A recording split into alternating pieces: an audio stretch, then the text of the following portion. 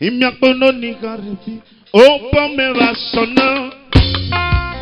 Oni gare yuveni. Opa me vasona. Iwa kinde mehiya. Oya dewe. Iwa kiko yasiya. Epilo yo. Uke sae furo mi nogi. Baba mole baba. Uke sae. Ay mole o.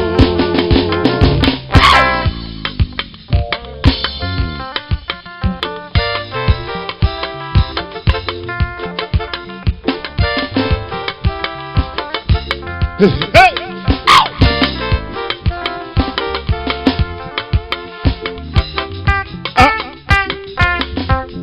Happy birthday to you, Baba Sato Muribi.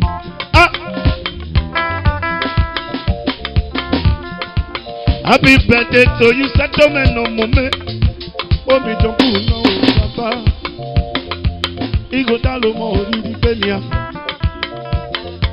Igo Dalo Mo Ridi Penia. Happy like one.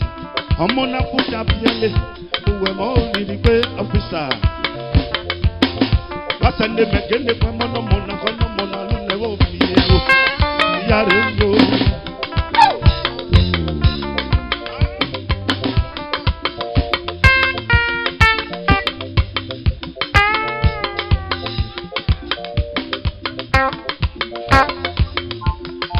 Papa Sato kwa lunewo miyo.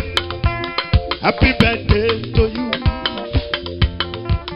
Happy birthday to you, Sato Meno Mome. Omi Jompuno. Omi Jompuno, Baba. Godalo mo liri penia. Igodalo no mome. Samere nuwelo. Igodalo no more.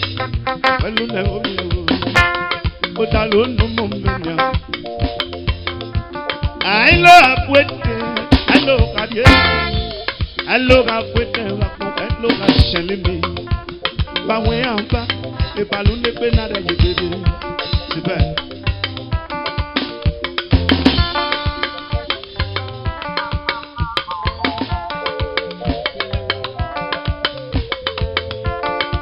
Frankie, no moment.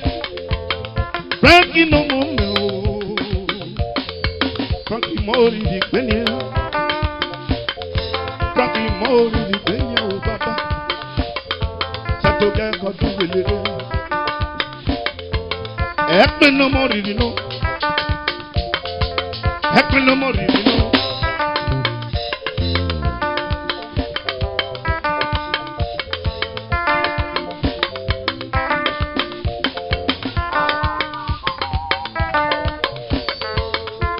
Sato walu ne o mi e Ono ayo mo mole Omo didi pebi Olojo no Aropo mo lojo yo Olojo no Aropo mo lojo yo Sato mo didi pebi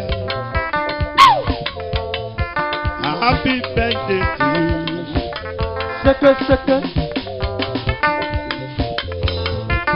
Doctor Abudu no gete Yaro ayo de baba Ali comment nous c'est dans la peau. Ulu ne wo mie. Walu ne wo mie. Oh! Tato salue bebe.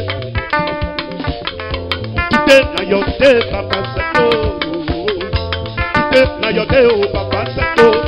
Only happy birthday to you sato no moment we will.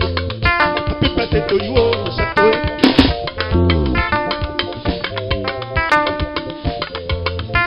Sato no moment. Samere no wele. Samere akoko. Walu na wo mia wo. Delege pe no de buko tani.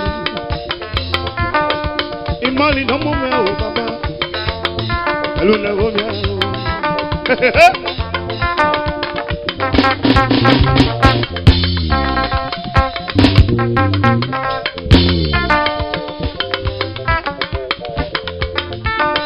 Iyaro yo dada kudu Luna vomia. Luna vomia. Always say working. Always say live. Always say working. Always say live.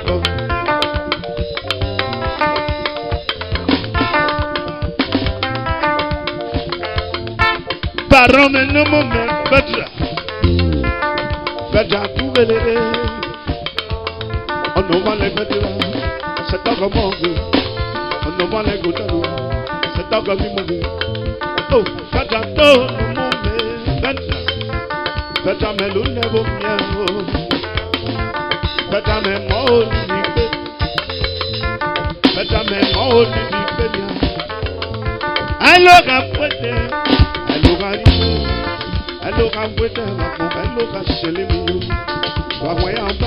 If I don't get better, I get better. I can look at you, Papa. And you know that it's all. And you know that it's all. Sato Pulo Pulo. Oh, Sata Fama, oh, Sati Mori. Oh, Sati Jack, or Dupele. Oh, Sati, a Dupele Nia. Only your no poco, not me for everybody. Only your no poco, not me for everybody. Paputier, Paputier, Paputier, Paputier, Paputier, well, never be.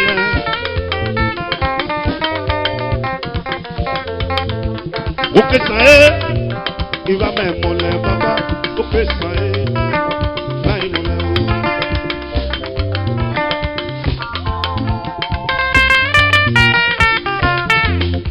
Oh yeah!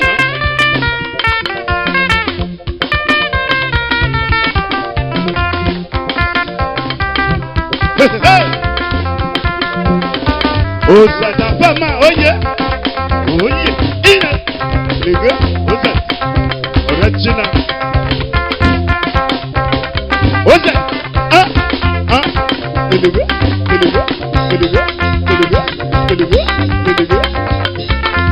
What the hell? Mama, so close. Madam, so close.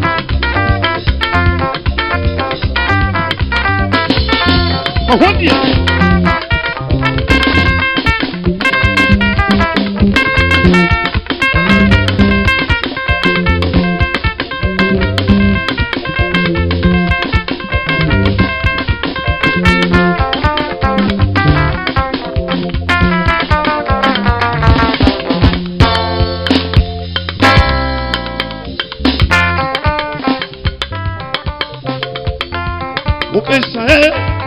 Il va même moller papa, ok ça est. Là il molle, ningele papa ça tout. Oh oh. Il même moller, ouais moller mais oh. Ok ça est. Là moller, ouais moller mais oh. Ok ça est. Là moller, ouais moller mais oh. Ok ça est. Là moller.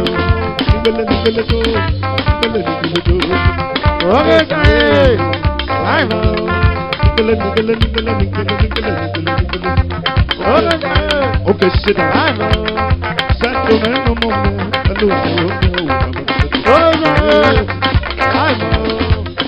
Sit down, goodbye. Settle no more.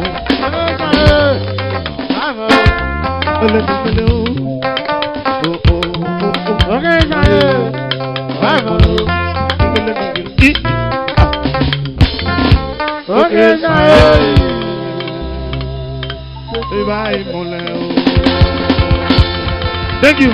God bless you. God bless you.